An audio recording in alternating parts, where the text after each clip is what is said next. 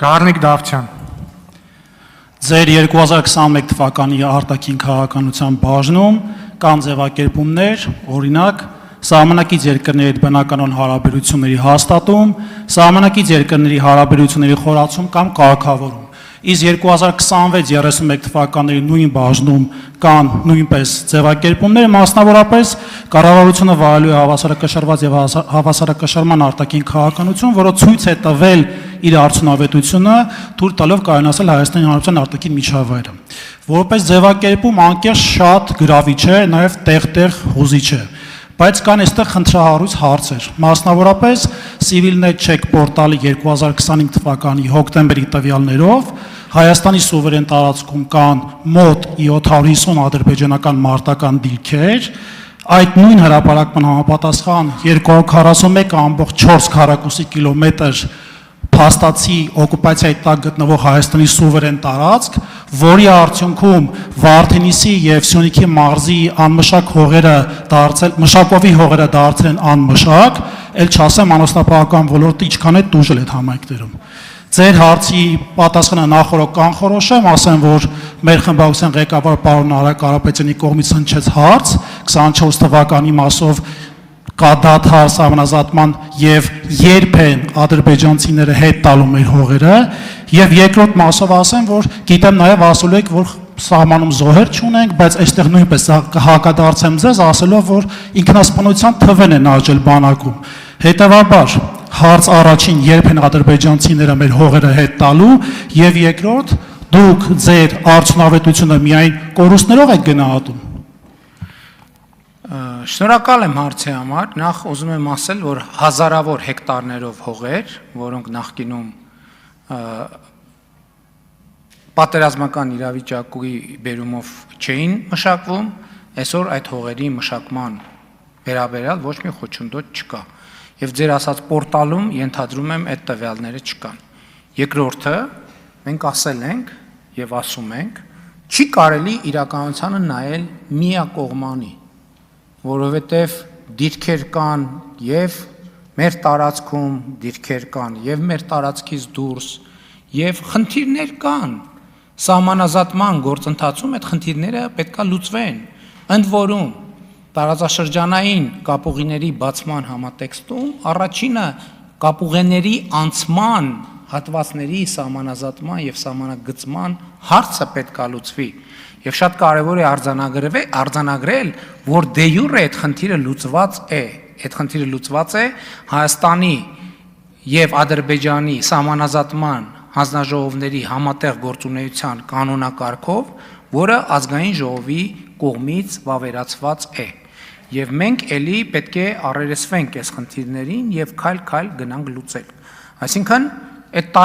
տարածքների խնդիրը կա,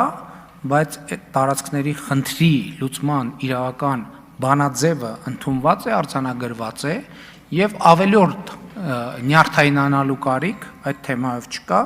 որովհետեւ կանոնակարգված գործընթաց է, որը գնալու է առաջ եւ ինչպես գիտեք կան բարդ տեղեր, բարդ հատվածներ, որտեղ լրացուցիչ աշխատանք է պետք, որպեսզի մենք մարդկանց համար լրացուցիչ դիսկոմֆորտներ չստեղծենք եւ մարդկանց բնականոն կյանքը ոչ միայն չդժվարացնենք, այլև հարմարավետ դարձնենք։ Իմիջայլոց ճիշտ լավ հիշեցրեցիք, որովհետեւ ժամանակ չեղավ որ պատասխանեմ։ Սահմանազատման գործընթացը այսօր էլ շարունակվում է, որովհետեւ սահմանազատման հանձնաժողովները հաղորդագրություններ եղել են, բազային փաստաթղթեր են ընդունում աշխատանքային կարգով եւ առաջիկայում էլ կանոնակարգեր, ինչպես պետք է այդ ամեն ինչը լինի, առաջիկայում էլ այդ աշխատանքը շարունակվում է, շարունակվելու է։ Շատ կարեւոր է, որ սահմանազատումը դառնա մաքսիմալ կանխատեսելի, որպեսզի մենք անորոշություններից հնարավորինս խուսափենք։ Եվ սահմանազատման արդյունքում այդ բոլոր խնդիրները կլուծվեն։ Երբ է սահմանազատման շուրջ աշխատանքը անընդհատ է, քանի դեռ այն չի ավարտվել։ Արձագանք Վարդենեսիները, որ ձեր այս ելույթը լսեին, կասեին կամ Նիկոլ Փաշինյանը սահմաններում չի եղել, կամ ընդհանրապես իրականությունից կտրված է։ Ես ապրիլ-մայիս ամիսներին եղել եմ Վարդենիս համայնքում, առհասարակ Գեղարքունիքի մարզում, ու կարամ փաստեմ, որ տեղի գյուղացիները մեծ դժգոհություն ունեն կոնկրետ վայելահողերի եւ անասուններին արածացնելու մասով գյուղատնտեսական զարգացման ուղղությունը լուրջ վնասներ է կրել հենց Վարդենիս համայնքում, մնացած մասով չեմ էլ ուզում խորանալ։ Երկրորդ դրվագը, գիտեք, շատ զարմանալի է, որ դուք պարբերաբար հայելային համատություն եք կրում, տրամաբանական է, որ նույն դիրքերի քանակով նաև հայկական դիրքեր են լինելու։ Հարցը այստեղ կայանում է նրանում, որ դուք 2 տարի իրականացնում եք սահմանազատում սահմանագծում ու փաստացի այսօր կան Հայաստանի օկուպացված սուվերեն տարածքներ։ Չկա հստակ օրակարգ, թե երբ են դրանք դեօկուպացվելու։ Վարդենիսցիները ինձ նոր պետք է չլսեն, վարդենիսցիները ինձ լսել են, բազմիցս են լսել եւ լսածի վերաբերյալ արտահայտել են իրենց վերաբերմունքը ընտրությունների ընթացքում։ Այսինքն իմ ասածի մեջ, եթե ձեզ համար կան մեծ նորություններ, վարդենիսցիների համար չկան նորություններ եւ վարդենիսցիների պրոբլեմներն էլ մեզ համար նորություն չեն եւ վարդենիսցիները գոհ են եւ շնորհակալ են, որ իրենց տներում կրակոտ չի լսվում եւ իրենց տների ուղղությամբ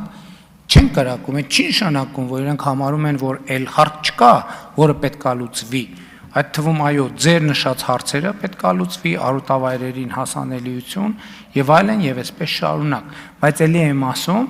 այսօր որևէ նախրապան մտավախություն չունի, թե երբ որ ինքը նախիրը արածացնում կամ հոտը արածացնում, իր վրա կարող են կրակել։ Այդ ամենակարևոր բանն է։ Ես նկատի ունեի, որ շատ տարածքներ կան, որ նախկինում հնարավոր չի եղել գյուղատնտեսական մշակման ենթարկել, հիմա այդ հնարավորությունները բացված են 2025 թվականից։ Արթուր Հովհաննիսյան։ Մեծարգո վարչապետ, 2000